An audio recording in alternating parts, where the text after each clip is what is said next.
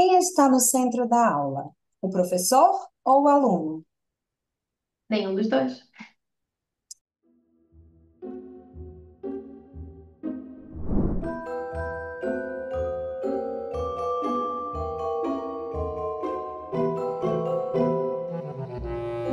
Bem-vindos ao Pod Clássica, o seu podcast sobre educação clássica. Meu nome é Bárbara Lores, sou diretora de currículo, cofundadora da Academia Dulcis Domus, uma plataforma com aulas online, ao vivo, de todas as matérias, em um ambiente seguro e livre de doutrinação ideológica.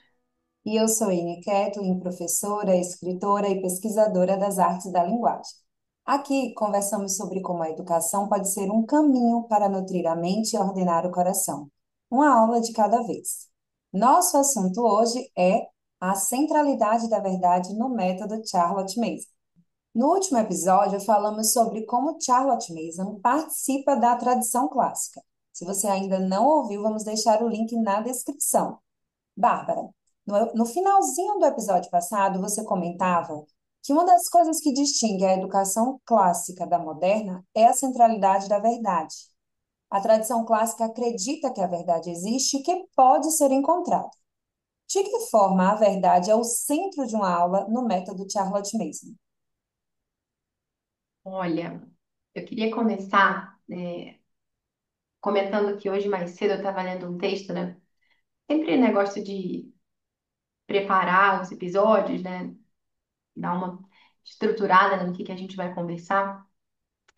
E se deixar, eu vou falando um monte de coisa, depois tô dando voltas e não consigo tocar no cerne da questão, né? Porque eu vou me empolgando, vou entrando em vários assuntos, então gosto sempre de montar um roteirinho. Então, para dar uma inspirada, eu fui ler um texto hoje do Bill St. Cyr, que é do Ambleside Schools International. Então, algumas pessoas não conhecem essa organização, mas o Bill e a Mary Ellen St. Cyr, eles são um casal que começou lá atrás no Texas uma escola, né, conforme o método Charles Mason.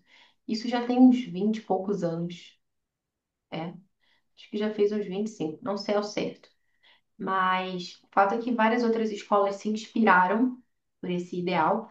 E hoje eles têm essa organização que treina professores de várias escolas, né? Então tem essa rede chamada Ambleside Schools International. Eles fazem, tem um currículo, enfim, ajudam também famílias homeschoolers. E eu tive a oportunidade, né, junto com a Juliana, que é a nossa coordenadora aqui na academia, de estar com eles lá em Ambleside no ano passado, em 2024, no Summer Institute, né, que é uma formação intensiva para professores em que você está ali na escola, na época que os alunos estão de férias. Então, você pode usar as salas deles, no fundo, e sentir como se você fosse aluno. Você chega ali na sala, tem aula de história, de geografia, de matemática, enfim. Eu estava numa salinha de terceiro ano, a Ju estava numa sala de quinto. Então foi uma experiência incrível poder estar ali, né, e viver isso na prática. Então, vira e mexe, eu gosto muito de dar uma lida em algumas coisas que o Bill Sincere escreve, ou na newsletter lá que o pessoal da ASI, né, assim que abrevia, né, Ambleside Schools International, eles enviam também por e-mail alguns textos de vez em quando. Então, eu estava olhando esse material do Bill Sincere e uma frase, né, me chamou muita atenção, que ele dizia assim: a educação é fundamentalmente um ato de submissão, não um ato de maestria. Eu fiquei pensando assim, né? Realmente, às vezes a gente é, tem essa visão da educação, né? Como se a educação fosse ali a ocasião de você dominar um assunto, de você ser ali o mestre daquele assunto, e agora isso, de alguma maneira, isso te faz superior aos outros, né? Então, o grande perigo também do orgulho, da vaidade que estão envolvidos ali, quando na realidade é bem ao contrário. Então, a educação, ela é uma oportunidade de encontrar a verdade, de se relacionar com ela. Isso de alguma forma te coloca também já num papel de humildade, né? Porque se eu estou em busca dessa verdade, significa que eu reconheço que eu não a possuo ainda, né? A gente só pode ser ensinado quando a gente reconhece que a gente ainda não sabe aquilo, porque se a gente já sabe, não tem espaço, né? Então, a humildade é uma condição para a educação. E eu quero então encontrar essa verdade, eu quero me relacionar com ela, eu quero me apropriar dela. Então, veja, não é uma coisa assim passiva, né? Não é que eu simplesmente estou aqui tranquila e recebo a verdade, né? Não recebi a verdade, como se ela caísse no meu colo ou então na minha cabeça, feito um raio, né? Tipo aquela lâmpadazinha, plim, chegou a verdade, né? Não. Eu preciso querer encontrá-la. Eu preciso fazer esse movimento, né? De sair de mim mesma, de ir em busca. Eu preciso querer amá-la. Ninguém pode te obrigar a aprender nada. Você já pararam para pensar nisso? Assim, é igual amar, né? Você não pode ser obrigado a amar ninguém. Não tem como uma pessoa pegar, colocar uma arma na sua cabeça e falar, me ama, senão eu atiro. Pô, não dá. Nem, eu posso ter amor à minha vida, né? Eu até de repente queria conseguir, mas não é bem assim, né, que as coisas funcionam. O amor, ele, digo assim, né? É claro que a gente poderia fazer uma distinção aqui, né, entre sentimento e decisão. Até porque uma mãe, né, que acorda de madrugada para amamentar o filho, ela faz isso por amor, mas ela não faz assim, nossa, tô sentindo aqui uma cosquinha na barriga, borboletas, não. É custoso, amor é sacrifício também, né? E passa pelo querer. Eu acho bonito que no espanhol eles, em vez de dizer te amo, claro que eles dizem te amo também, mas é bem comum que eles digam te quero. Hum. Então, querer é um sinônimo de amar em espanhol. E é isso, né? A gente quer aquela pessoa, não é só uma coisa, eu senti. Não. Tem uma coisa ativa de fato, né?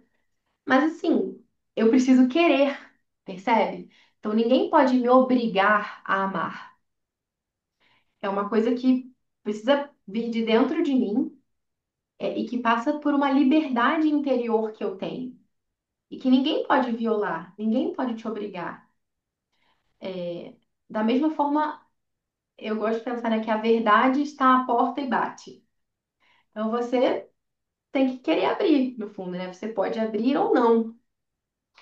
E muitas pessoas, às vezes, têm um pouco de dificuldade de entender quando a Charlotte Mason fala sobre autoeducação, por exemplo, mas é disso que ela está falando, né? Então, não sei se você lembra na semana passada, quando a gente comentava do papel do professor, a gente deu aquele exemplo que o professor é como guia numa trilha. Então ele vai ali, né? Ele é experiente, então ele conhece os obstáculos, ele sabe onde que tem buraco, então ele indica o caminho, ele dá uma dica, olha, aqui vai com calma, lá na frente vai ser mais puxado. Então, ele vai te orientando, mas ele não vai andar por você. Você é que precisa colocar um pé depois do outro e ir seguindo. Então, assim, Charles Mason dizia também, não há educação fora da autoeducação. Por quê? Porque aprender é uma atividade da tua mente, que só você pode realizar, né? Então, da mesma forma, assim, eu te dou uma comida. Por mais cansado que você esteja, eu não posso digerir por você, né? O alimento que dá vida ao seu corpo, quem precisa digerir é você. Da mesma forma, também ninguém pode digerir as ideias que vão dar vida à sua mente, né? Pensando nesse alimento da mente, né? É, então, talvez você esteja pensando, tá, tudo bem, mas tá um pouco abstrato. Vamos encaixar melhor aqui as coisas, né? É, a gente está falando de centralidade da verdade. Então, para já encaixar as coisas aí, eu preciso ter claro que se eu estou falando de educação, eu preciso querer encontrar essa verdade, que é o que a gente falou, e que isso não é algo passivo, é um movimento ativo, eu preciso me relacionar e me apropriar dessa verdade, torná-la algo próprio. É, agora, como que isso se dá num contexto de uma sala de aula? Vamos pensar, né? Toda sala de aula tem três elementos. Pode ser uma sala de aula de uma escola, pode ser uma sala de aula aí na sua casa, na mesa, né, da sala de jantar que você usa aí para estudar, ou pode ser uma sala de aula virtual, como essas aqui no Zoom, aqui na Academia do Domus, né? A gente sempre fala aqui no início, temos aulas online de todas as matérias em um ambiente seguro. e livre de doutrinação ideológica. Então, seja numa sala virtual, física, o que for, você sempre vai ter três elementos. Primeiro, quem ensina, o professor, quem aprende, né, o ensinado, no caso, o aluno, e aquilo que está sendo ensinado, aquilo que o professor está ensinando, aquilo que o aluno está aprendendo, ou seja, o conteúdo, e que a gente pode chamar aqui também de verdade, né? Já que a gente está falando desse encontro com a verdade. Anne, na maioria das salas de aula aí, na sua própria experiência, por exemplo, Sim. enquanto aluna e o que você vê ao seu redor, quem que está no centro? O Professor. professor está no centro. Tá. Mas como que isso aparece na prática, né? Que, digamos assim, evidências a gente tem disso? Ele fala a maior parte do tempo, os alunos ficam ali sentadinhos, né, tendo que manter os olhos nele, tudo gira em torno dele. Acho que seria isso. Isso. Eu até acho graça, né?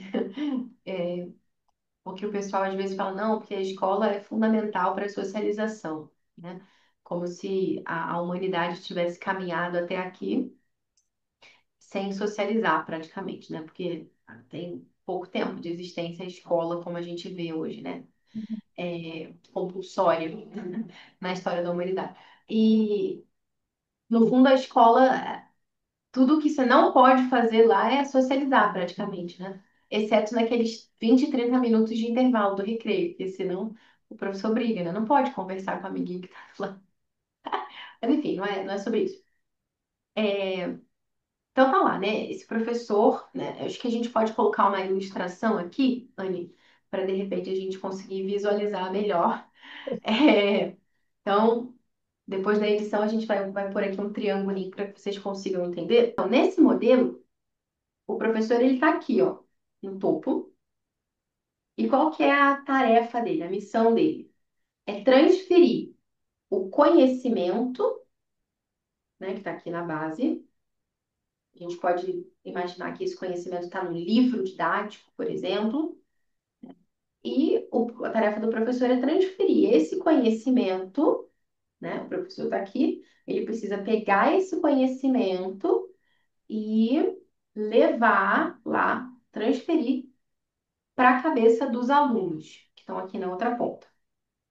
O sucesso dele, né, o quão bom professor ele é, se mede pela capacidade dele de fazer, digamos, esse download com eficiência, concluir essa transferência com sucesso. Até aqui, você percebe algum problema nisso?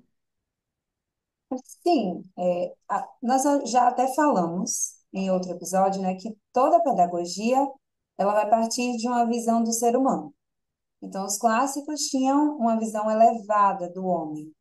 Esse modelo, no entanto, né, trata a criança como uma tábua rasa, né, uma tábua em branco, aquele recipiente vazio a ser preenchido. Acho que você já até falou também sobre isso em outros episódios. Só que, assim, se a gente for na própria etimologia da palavra educar, né, do latim ex ducere, significa conduzir para fora. Inclusive, eu vou abrir um parêntese, porque eu falei no latim, né? E aqui na Academia DD, nós acreditamos que aprender latim é uma verdadeira disciplina estética e intelectual, uma fonte de prazer, descoberta e maravilhamento. Então, a gente quer deixar um convite, no próximo dia 24 de setembro, às 13 horas, nós teremos o nosso evento anual do curso de latim. Esse evento ele é online e também gratuito. Nós vamos deixar o link na descrição para você se inscrever e, claro, participar conosco. Mas voltando ali, né, à etimologia da palavra, então, esse sentido do educar. Há algo errado quando pensamos que a educação vê a educação, né, como um processo de simplesmente jogar conteúdos para dentro, já que o sentido da palavra é o oposto. Então, isso é completamente diferente dessa autoeducação que você mencionou, né, que a Mason falava. Então, tem um exemplo literário muito interessante na obra Tempos Difíceis, de Charles Dickens. Então, tem o personagem lá, o professor, o Mister Gradgrind, que ele exige das crianças apenas fatos a serem depositados na mente, né? Como se fossem caixinhas. Tem um trecho bem interessante em que ele fica questionando uma aluna, né, sobre o nome dela, sobre a profissão do pai, e ele quer sempre aquelas respostas assim bem objetivas. Ele não aceita nada assim que a pessoa ela comente ou divague sobre aquilo. Sim, esse exemplo é maravilhoso, né, do Mister Gradgrind, lá o professor, né? O próprio Dickens, o autor, descreve ele como um homem de fatos. Então, para quem nunca leu, dá um contexto assim, é um professor, tá ali, né, com várias crianças na sala de aula e tudo. E tem uma menina, em concreto ali, que é a Cici, que o pai dela trabalha com cavalos, então ela está muito acostumada a lidar com esse animal no dia a dia, assim, normal, parte do cotidiano dela. E aí o professor ele chega para ela e fala: Cici, defina um cavalo. E ela dá uma travada, assim, não sei, não vem palavras à cabeça dela. Não sei se porque ela fica nervosa diante daquela situação, ou se realmente ela nunca parou para definir um cavalo. É, porque é uma coisa tão normal, assim, né, do dia a dia. E ela tá ali sempre montando, sempre em contato com o cavalo, sempre mexendo e tal, mas ela não sabe definir. E aí ele chama, então, um outro menino, sabe aquele menino, assim, que pálido, que não toma sol faz 2 anos, e se bobear, nunca viu um cavalo na vida. Enfim, o outro menino lá, ele sabe definir perfeitamente o que que é o cavalo. Então, falar quadrúpede, graminívoro, não sei o quê, o dente é assim, assado, não sei, vai dando lá uma série de fatos, de informações sobre o cavalo. E o professor fica super feliz. Fala, tá vendo, Cici? É assim que se define um cavalo. Agora você aprendeu, né, o que que é um cavalo. Agora, quem que realmente sabe o que é um cavalo ali, né, nessa história? Será que o que realmente é importante é a gente memorizar uma lista de informações sobre o cavalo, um monte de palavras, de nomes, de adjetivos que podem ser atribuídos àquele cavalo? Ou a gente realmente se relacionar com o cavalo, ter uma experiência, digo assim, conhecer aquele animal vivo, como a gente já falou aqui, até aquele exemplo do cachorrinho, né? Uma coisa é ver as partes do cachorro, outra coisa é você brincar com o cachorro, correr com o cachorro. No caso aqui do cavalo, dá até para montar, né? No cachorro não daria, enfim. Mas o fato é que o nosso amigo ali, né, que sabia definir tudo sobre o cavalo, ele recebeu um monte de informação de fora para dentro. E tudo bem, ele memorizou, ok, né? Tá pronto para ir para a prova. Não que isso faça alguma diferença na vida dele, né?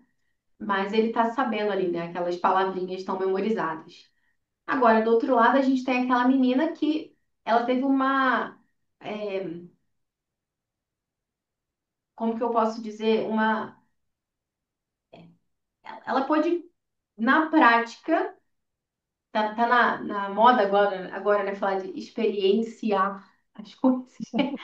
Ela experienciou o cavalo de uma forma que aquele menino nem sonha. E ela conhece propriamente o cavalo, embora ela não consiga, nesse momento, colocar em palavras, né?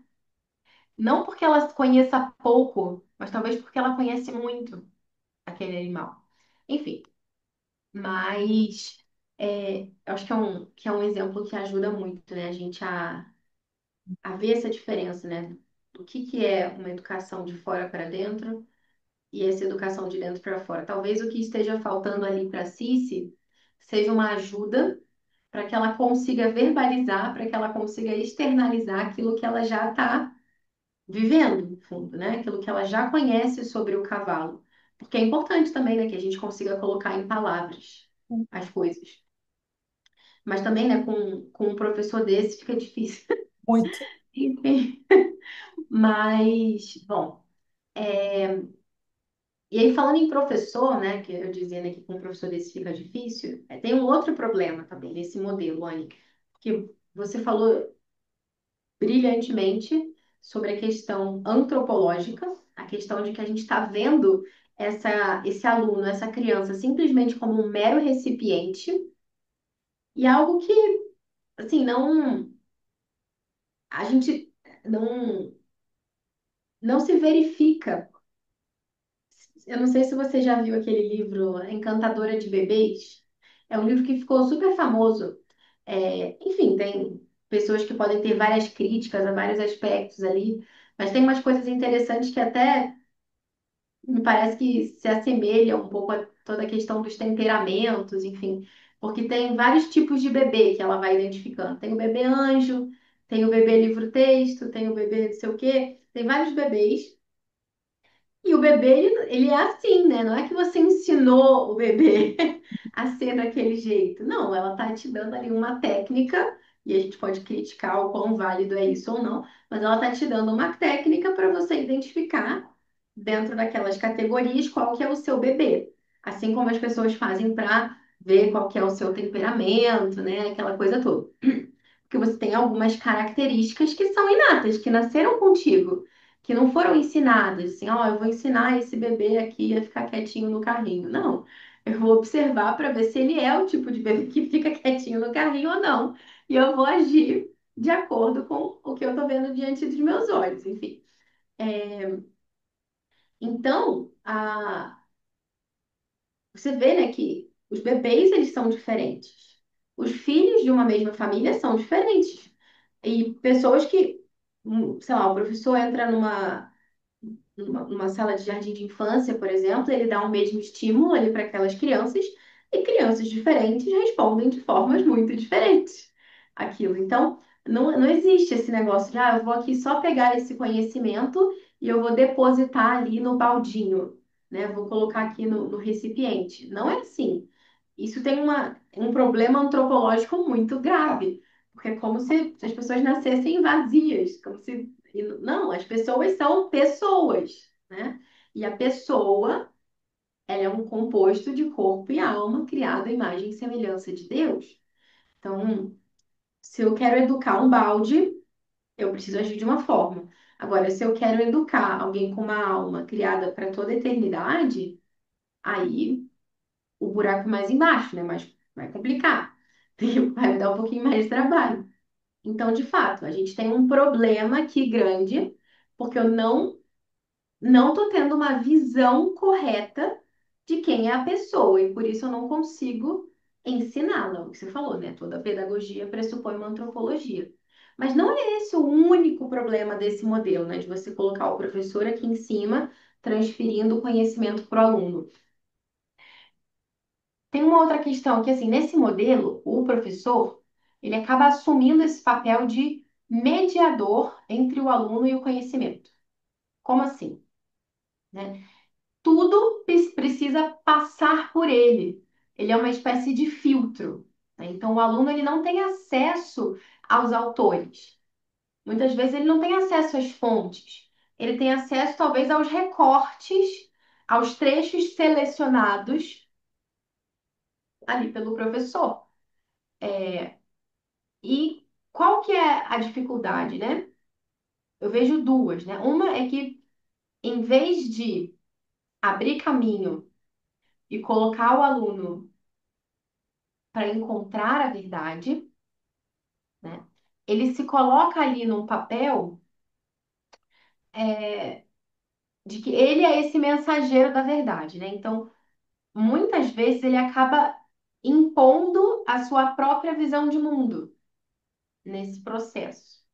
Então, assim, eu não sei você, mas eu já tive vários professores que, assim, não é que me estimulassem ou que me convidassem a refletir ou que me dessem as ferramentas para que eu pudesse, né, diante de uma situação, é, ter o meu próprio ponto de vista, né? Claro, sem generalizações, existem bons professores, mas também existem aqueles professores que acabam usando da sala de aula como uma espécie de palanque para transmitir a sua ideologia. Então, um exemplo disso, né? Uma vez eu vi um livro didático que estava falando sobre o impeachment da Dilma e se referia a isso como um golpe que tinha acontecido. Tudo bem, é uma opinião. Algumas pessoas podem ter a opinião de que isso é um golpe, outras pessoas podem ter a opinião de que isso não foi um golpe, né? É algo opinável.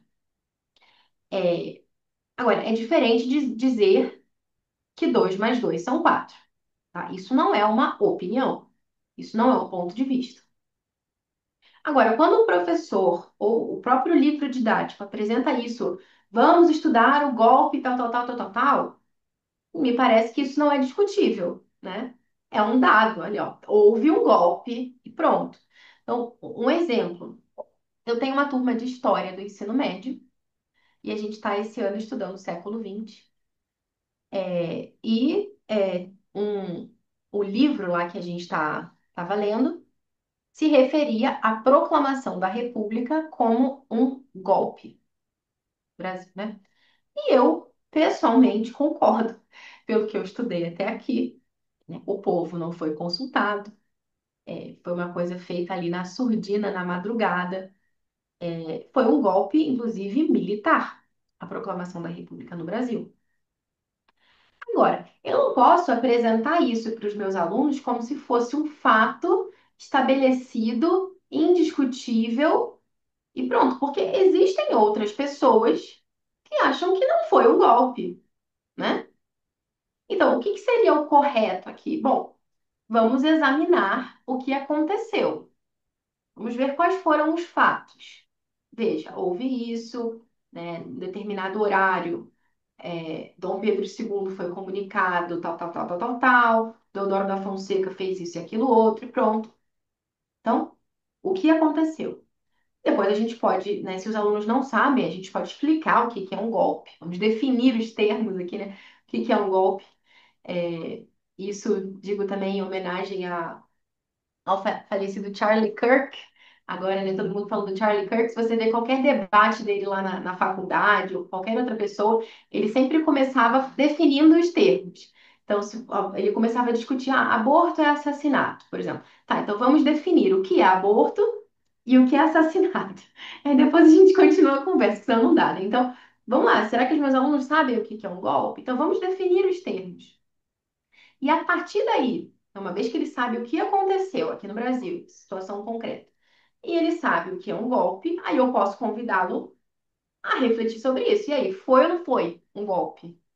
Esse autor aqui está dizendo que foi. Você concorda? Por quê? Ah, eu discordo. Ah, por quê? Pronto.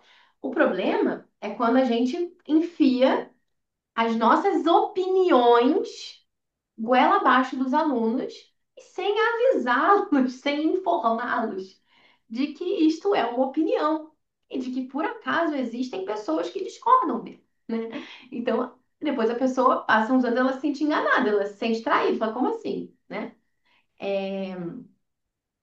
Então, isso é um problema que eu identifico, né, quando você coloca o professor no topo, porque você corta, né, a possibilidade do aluno divergir do professor, principalmente quando ele é essa pessoa que, né, ensina a opinião dele como se fosse a verdade.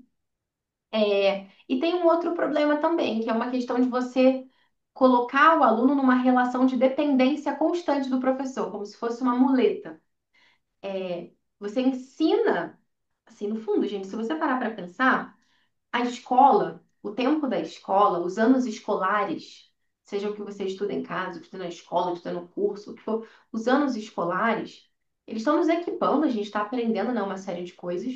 Mas se você for bem sincero com você mesmo, as coisas mais importantes que você aprendeu na vida foram coisas que você aprendeu quando você saiu da escola, né?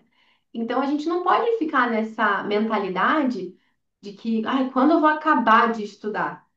Quando chega, não, gente, só está começando. Você está aprendendo a ler e escrever aqui para você aprender aquilo que realmente importa depois. Mas se você assume para si esse padrão de que para ter educação eu preciso de um professor constantemente me transmitindo esse conteúdo, aí realmente, quando acabar o tempo de escola ou de faculdade, você não vai conseguir andar com as próprias pernas. Que você vai estar sempre dependendo de alguém que fique lá falando para você. Você não está aprendendo a fazer o caminho, sabe? Por conta própria. Então vejo que isso é um problema também.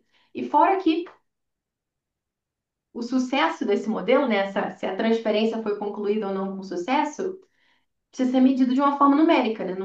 Num sistema que às vezes se assemelha muito ao behaviorismo. Sabe aquela coisa, né, de recompensas e punições, que são as notas.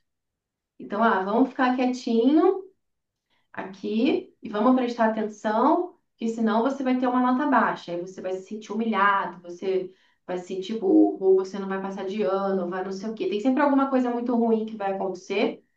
Ou então uma coisa ótima, vou ter um notão, vou ser superior, todo mundo vai me ver como alguém maravilhoso aqui, porque eu tenho, você não tem uma nota, né, especial, enfim. O que acaba colocando a pessoa numa posição, né, não de querer aquele conhecimento para se relacionar com ele, né, para contemplar a verdade, o bem, a beleza, para se animar de fato, né, de estar aprendendo mais, de conhecer mais coisas pelo valor que aquilo ali tem em si. Você acaba escondendo isso e colocando como grande objetivo o notão, o boletim, a recompensa, o brilho, a glória, né? Enfim. Certo. Então, a gente já viu que o modelo centrado no professor ele tem limitações, mas também esse não é o único que existe. Ali no final do século XIX, começo do século XX, como reação aos efeitos, né, esses efeitos que a gente pode dizer desumanizadores desse modelo de ensino, surgiram as pedagogias construtivistas. Pareciam mais respeitosas ali à pessoa, né? Então, assim, aquela ideia que o professor oferecesse oportunidades para que o aluno se expressasse, também descobrisse por si mesmo e conseguisse ali construir o próprio conhecimento. Mas, assim, por que o construtivismo também não resolve? Então, isso é muito bom você perguntar, até porque eu tenho um livro que eu, aqui em casa, que fala que Charles Mason é construtivista. Enfim. Então, é muito bom a gente deixar isso claro, porque tem pessoas que é aquilo, né? Falta definir os termos. O que é construtivismo? Quem é Charles Mason? Como que é? Por que que isso não tem nada a ver uma coisa com a outra? Enfim. É que às vezes as pessoas acabam tendo uma visão um pouco reducionista, né? Mas é o seguinte, né? A, como você falou muito bem, as pessoas viram que não dava certo esse negócio do professor ficar lá em cima. Você não estava olhando bem, né, aquelas crianças ali embaixo, aqueles alunos, você estava meio que desprezando eles ali.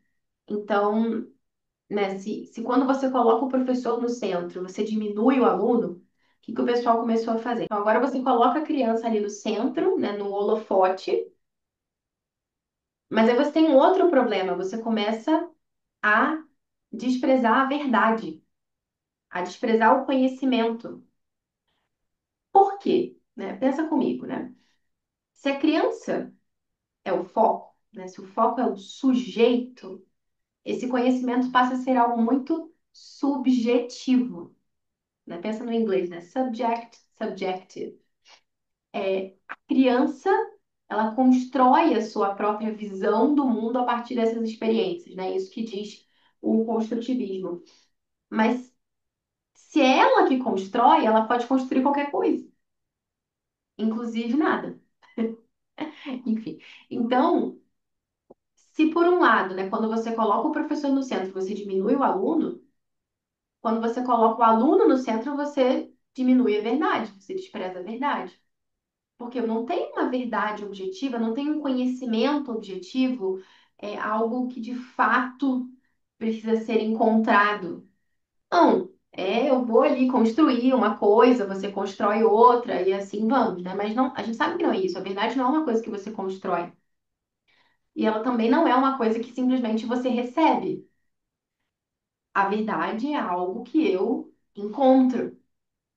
E voltando ao que dizia o Bill Sincere, naquela frase lá no início, a educação, ela não é um ato de maestria, que dominei essa verdade. Não, ela é um ato de submissão, né? Eu me rendo diante dessa verdade, né? O brilho dessa verdade, o esplendor dessa verdade, enfim, me deixa nessa posição de, nossa, eu não tem nada que eu possa fazer a não ser contemplar, aceitar e me alegrar, né, de ter encontrado essa verdade. E se você é cristão, sabe que a verdade é uma pessoa. Exatamente, né? E aqui que no fundo a gente chega a essa terceira forma de organizar esses elementos. E respondendo já a pergunta lá do início. Então, bom, se não é o professor que está no topo, se não é a criança que está no topo, então o que está no topo? Qual que é o centro? Ou qual que deveria ser o centro de uma aula? A verdade, né? A verdade. O nosso objetivo ali é promover o encontro com a verdade. E o aluno vai ser aquele que, claro, guiado pelo professor, orientado pelo professor, precisa ir ao encontro, querer ir ao encontro, se abrir a essa verdade e se relacionar ativamente com ela. Então, é, uma frase também, né, que eu gosto muito de São Tomás de Aquino, ele dizia, né, que toda verdade, venha de onde vier, vem do Espírito Santo. Então, todo mundo, né, cita, de conhecimento geral, que São Tomás de Aquino, por exemplo, usava muito os escritos de Aristóteles. Então, ele gostava muito de Aristóteles, a filosofia aristotélica, e ele traz toda essa bagagem filosófica para nos ajudar a compreender melhor a teologia e, enfim, e usa termos filosóficos, muitos deles tirados da própria filosofia de Aristóteles, que nos ajudam a compreender verdades teológicas. Então, para algumas pessoas pode ser uma coisa estranha. Nossa, mas vai pegar o conhecimento de um pagão, de Aristóteles, e vai falar agora de teologia a partir disso? Como assim, né? Mas, gente, a verdade, ela pode vir de onde vier. Se é verdade, ela vem do Espírito Santo. E a própria Charlotte Mason, ela traz essa ideia, né, de uma forma muito clara, quando ela diz assim com todas as letras que o Espírito Santo, ele é o supremo educador da humanidade. Ela conta, né, de uma visita que ela fez a Florença. Lá tem uma igreja que chama Santa Maria Novella. E eu não sei bem, né, porque eu nunca estive lá em Florença, mas basicamente parece que é um complexo ali de algumas capelas. E uma dessas capelas é a Capela Espanhola. E nessa Capela Espanhola você tem um afresco assim na parede, bem bonito, que é conhecido como o Triunfo de São Tomás de Aquino. A gente pode colocar aqui para vocês também na descrição do vídeo um site em que vocês podem ver alguns detalhes dessa pintura, né, a imagem. Mas basicamente, acho que a gente consegue colocar aqui também, né, para vocês terem uma ideia. Você tem lá no topo os apóstolos no cenáculo com Maria, né? Então você tem a descida do Espírito Santo. Então a gente está vendo aqui uma cena de Pentecostes. E aí você tem as virtudes teologais, fé, esperança e caridade, as virtudes cardeais, fortaleza, justiça, prudência, temperança. E ali você tem também Tomás de Aquino no centro. Ele está bem em destaque. E abaixo dele você tem alguns hereges, né? E colocados abaixo dele, justamente assim, nessa posição assim, que foram derrotados, né? Pela verdade, né? Que a gente sabe que São Tomás de Aquino escreveu também a Suma Teológica, enfim, é, que é um texto maravilhoso para o estudo da teologia, enfim. Então, ali abaixo de São Tomás de Aquino você tem Nestório, Ário, Averroes, enfim. É, tem alguns outros personagens, né, outras figuras bíblicas super importantes que estão ali perto dele, né, do lado, então tem Moisés, Isaías, Salomão, tem os evangelistas. Mas agora vamos ao que interessa, assim, para esse nosso contexto aqui, né? Que abaixo ali de São Tomás de Aquino, você tem representadas várias musas, né? E cada uma dessas musas representa uma área do conhecimento humano. Então você tem desde as ciências sagradas, né? Tem o direito canônico, tem a teologia, a Sagrada Escritura, enfim. E você tem também as artes liberais, tem cada musa ali do quadrivium, do trivium também. E aí você tem as musas representando cada uma dessas áreas do conhecimento humano, e logo abaixo, algum expoente, alguma pessoa concreta que foi brilhante naquela área, ou que escreveu algo, né, muito importante sobre aquele assunto. Então, por exemplo, ali na aritmética você tem Pitágoras, na geometria você tem Euclides, a astronomia, Ptolomeu, enfim. O que é interessante é que várias dessas pessoas que estão aqui são pagãos, mas no fundo você está dentro de um contexto de um afresco que retrata Pentecostes. Então tá lá o Espírito Santo no topo e aqui embaixo todas essas áreas do conhecimento humano. Então, mesmo que seja um pagão como Pitágoras, por exemplo, aquela verdade matemática que ele está anunciando é uma verdade que vem do Espírito Santo. E, e é isso, né? Então, esse conhecimento que parece que os medievais já tinham, infelizmente, parece que muitos de nós perderam, né, nessa altura do campeonato. É, assim, a João Mendes, ela ficou tão impressionada que ela quis que, né, tivesse uma reprodução desse afresco nas salas de aula das escolas, para que ninguém esquecesse, né, tivesse aquilo ali sempre diante dos olhos, né, de que a educação não é uma obra simplesmente humana, mas é divina. Então, eu, como professora, eu estou aqui colaborando com Deus, eu estou colaborando com o Espírito Santo. E voltando para aquele nosso esqueminha ali, né, na verdade, no topo, a gente precisa adicionar um outro elemento aqui no fundo, né? Porque você tem o Espírito Santo agora, e o Espírito Santo é quem inspira o autor daquele livro. Então, por exemplo, se você está estudando ali, não sei, um livro de gramática, né? Poxa, se tem uma verdade gramatical que está sendo ali explicitada, o Espírito Santo deu luzes para o autor daquele livro para que ele pudesse comunicar aquela verdade para nós. E é o Espírito Santo que vai auxiliar também o aluno, para que o aluno possa se relacionar com a verdade, né? É o Espírito Santo que vai dar luzes também para o professor, para aplainar ali o caminho, tirar as asperezas, e poder ajudar. Aí sim a gente poderia falar, né, de um facilitador, mas num bom sentido, né? Alguém que possa ajudar esse aluno a encontrar a verdade, né, com as próprias pernas, digamos assim, mas estando ali, né, guia, filósofo e amigo, como a gente falava também anteriormente. Então, no fim das contas é isso, né? Quem que está no centro não é o professor, não é o aluno, mas é a verdade. E essa verdade que ilumina tanto o professor quanto o aluno pela ação do Espírito Santo. Só que agora, talvez tenha ficado aí com vontade, né, de saber assim, tá, mas como que acontece na prática, né? Soa muito bonito, soa inspirador, diria, até poético, mas e no dia a dia, né? Agora, aqui, ó, começou a aula, o que que a gente faz, né? Quais são os passos concretos, que eu preciso ter ali na minha aula para que realmente eu mostre, não só com as minhas palavras, mas com as minhas obras,